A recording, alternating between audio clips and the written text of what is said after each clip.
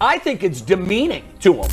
Because when he does get his chance to play, don't put handcuffs on him, let him play. And what would he have done yesterday? Turned around and given the ball to 10. That would have been the dumbest thing ever. What do we learn from that? Oh, man, his handoff game is on point. He needs to play. You're not going to do anything positive. No, that's stupid. It's not. Bro, any player, ask Tyvis, go ask him. Ask any player.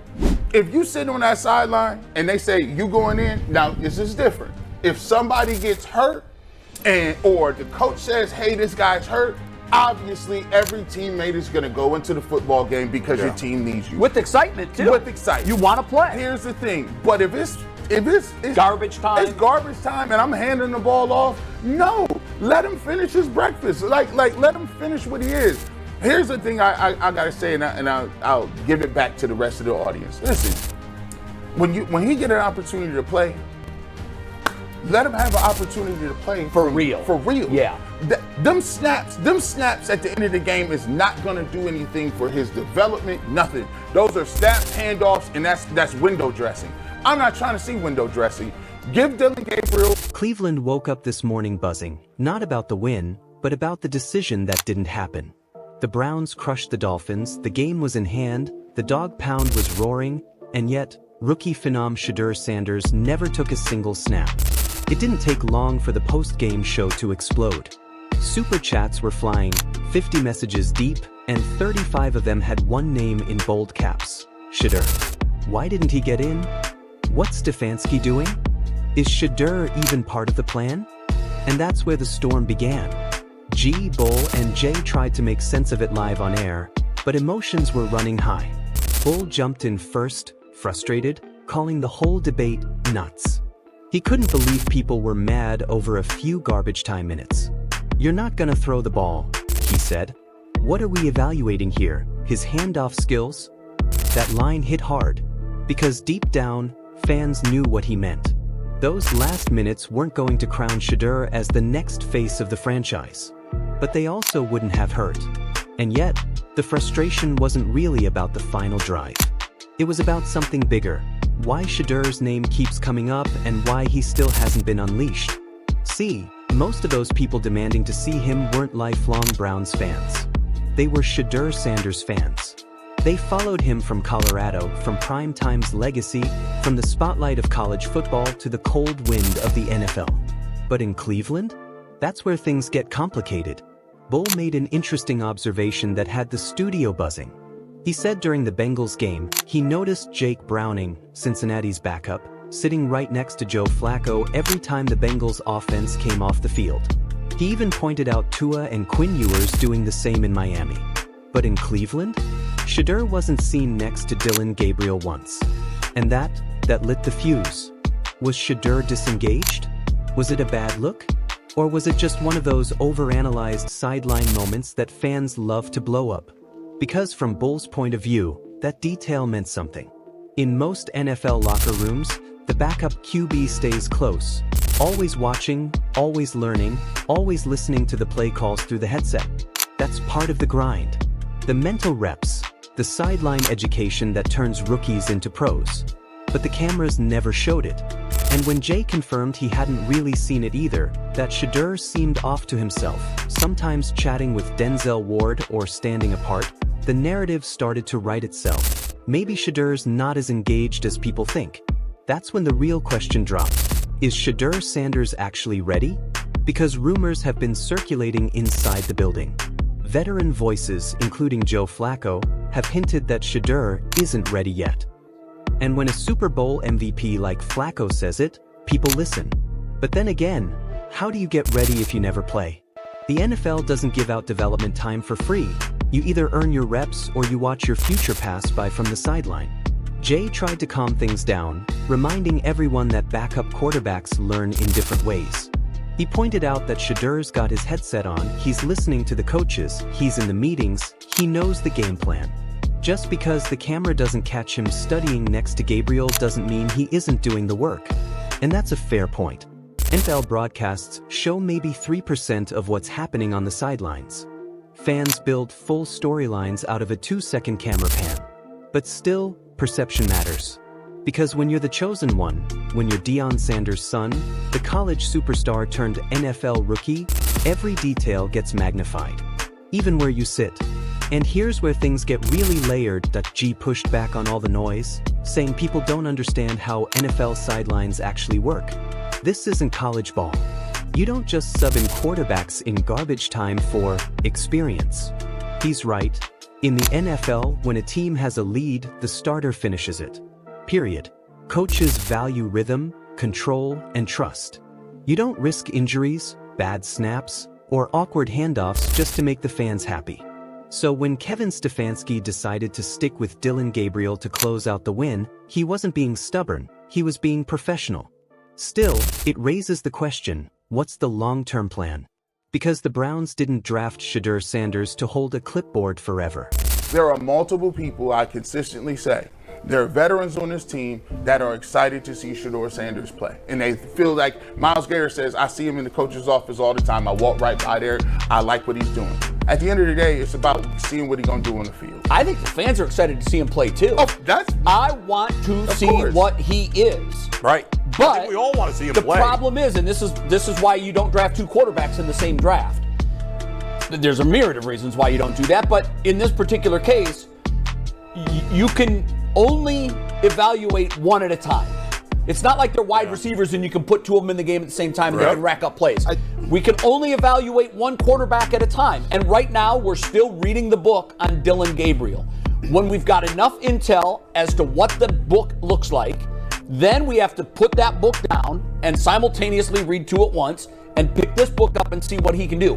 When he comes into the game, no matter what you're doing in your house, and people watch with varying levels of intensity. Some people are glued and they don't want to be talked to. Bull circled back, saying the growing narrative inside Cleveland is clear. Many veterans in the team and NFL community say Shedeur is ready to play, but some don't think he's ready. Jay nodded, admitting he's heard the same whispers.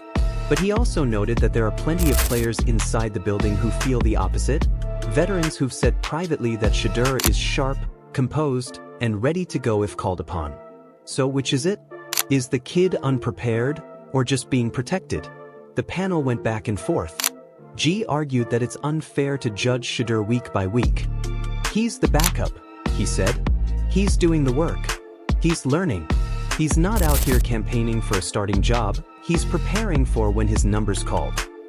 And maybe that's the truth. Maybe the Browns are just being careful. But fans don't want careful. They want a glimpse of the future. And Shedeur is the future. Sometimes, the loudest statement a coach can make is silence. And in Cleveland, that silence is deafening. Let's pause for a second. That if you were Kevin Stefanski, sitting on that sideline, up by multiple scores with 3 minutes left, what would you do? Would you give Shedeur Sanders those final snaps, just to let the crowd erupt and give the rookie a taste of NFL speed? Or would you protect your starter's rhythm and close it out clean? Drop your take in the comments below, because Cleveland's divided on this one. From a player's perspective, G made another strong argument. No one wants to go into a game cold. Not at that level. It was a rainy day. The field was slick. You throw in a rookie QB who's been standing still for hours, and one bad step could derail everything. That's the thing coaches lose sleep over. Injury in meaningless minutes. Imagine the headlines if Shedeur got rolled up on during garbage time. Stefanski would have been crucified. So, maybe keeping him on the bench wasn't fear, it was discipline. Still, it's hard not to feel like Cleveland missed an opportunity. Those final 3 minutes could have been symbolic. The changing of the guard, a tiny preview of what's next. Instead, the clock ran out, and so did the moment.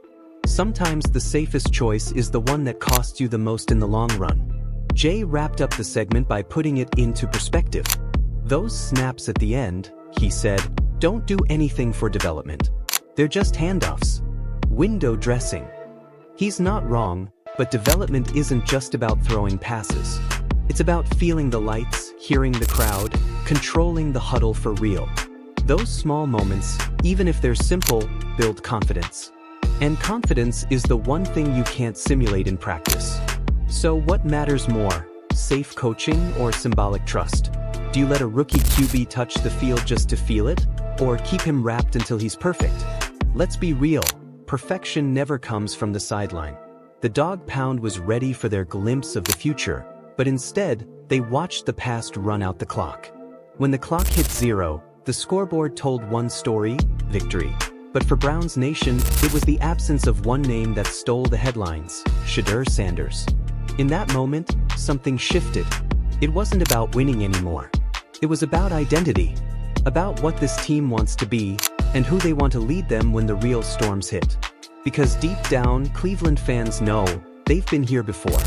They've seen temporary solutions, bridge quarterbacks, quarterback controversies that start in whispers and end in chaos.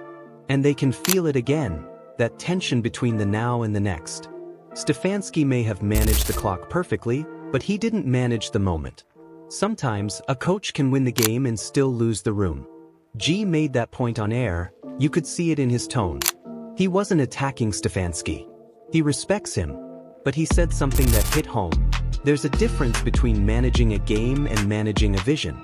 You can win the battle and still fumble the message. And that's exactly where Cleveland stands today. For weeks, the fans have been patient. They've seen Dylan Gabriel handle business, steady and safe. They've respected Joe Flacco's mentorship, even when he's in the headset, breaking down film with the younger guys. But they didn't fall in love with safe. They fell in love with Shedeur. His confidence, his poise, his swagger, his name, the prime DNA that feels bigger than football. And when you have a player like that, a player who electrifies a fan base just by walking on the field, you use that energy. Even if it's just for 3 minutes. Bull tried to counter that argument, saying this isn't college football. The NFL isn't built on sentimental moments. You don't play the crowd, you play the game. And again, he's right. But this isn't about crowd pleasing. This is about momentum, narrative, leadership. And whether Stefanski realizes it or not, every decision involving Shedeur Sanders shapes the Browns' future story. Because here's what happens when you have a quarterback like Shedeur on your roster, every snap he doesn't take becomes a question mark.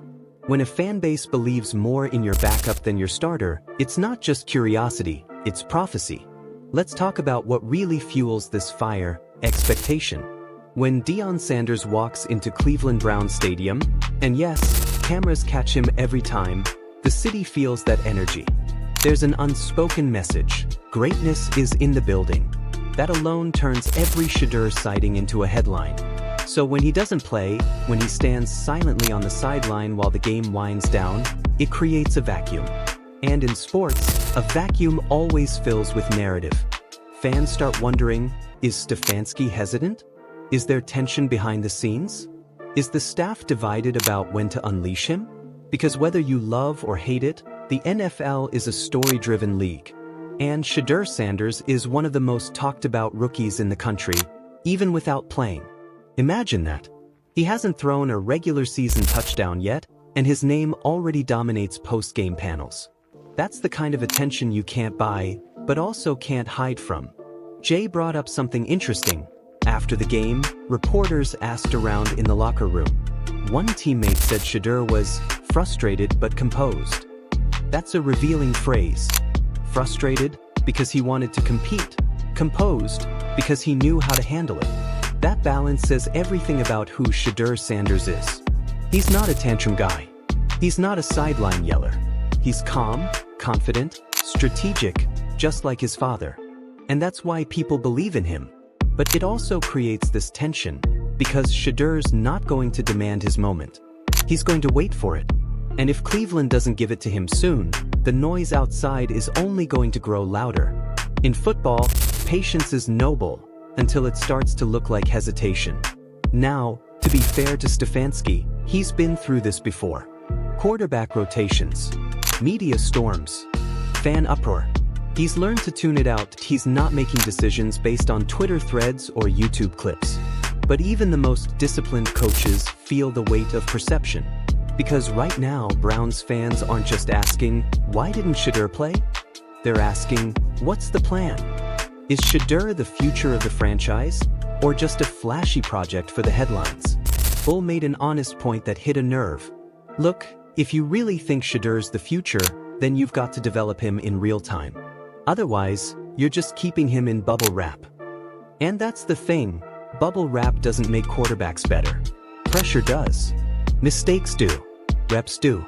3 minutes of garbage time might not seem like development, but it's experience. Standing in a live NFL huddle, hearing the cadence, commanding grown men, feeling the pace of the pros.